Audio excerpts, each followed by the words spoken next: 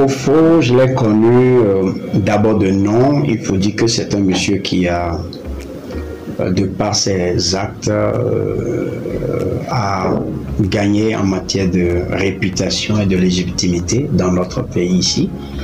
Et donc, il était pratiquement rare au moment où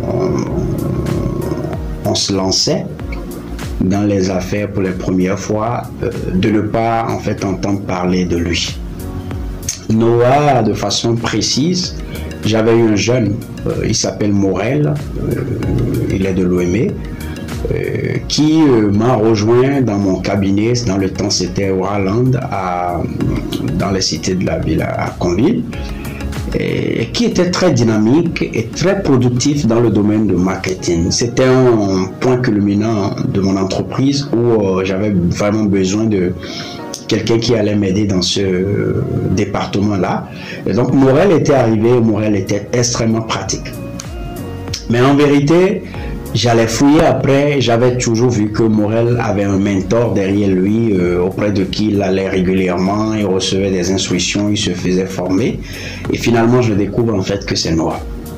Donc Noah a formé ce jeune qui a été un grand booster pour mon cabinet. Il faut dire que la toute dernière, la plus récente que j'ai effectuée avec Fofo, c'est que un de mes fils que j'ai entraîné et qui fait excellemment bien aujourd'hui, qu'on appelle Johan Dossou, qui est à la tête d'une société dans le domaine agricole, Soiken.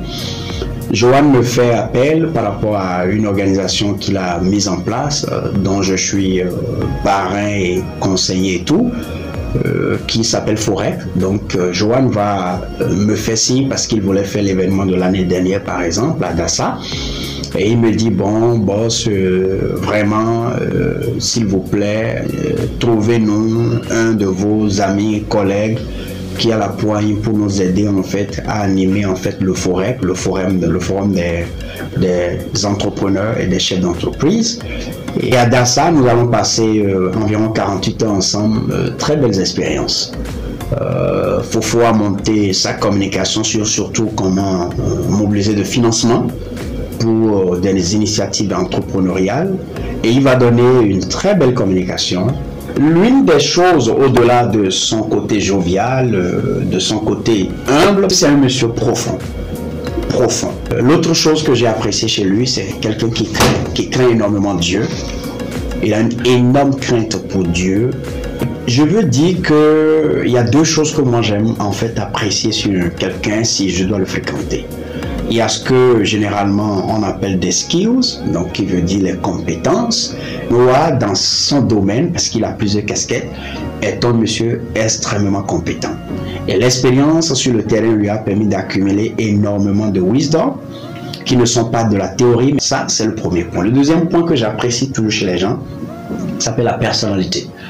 Un de mes mentors a l'habitude de dire, il s'appelle Stephen A. Covey, dans son document Les 7 habitudes, il va dire que la compétence sans le caractère est un péché capital. La compétence sans le caractère, donc sans la personnalité, est un péché capital. Et donc la deuxième chose que j'apprécie chez les gens, c'est que c'est bon d'être compétent, mais il faut avoir de la personnalité. Il faut avoir un système de valeurs que vous défendez. Il faut être cette personne qui pratique l'humilité. Il faut être cette personne qui apprend à vivre avec les autres.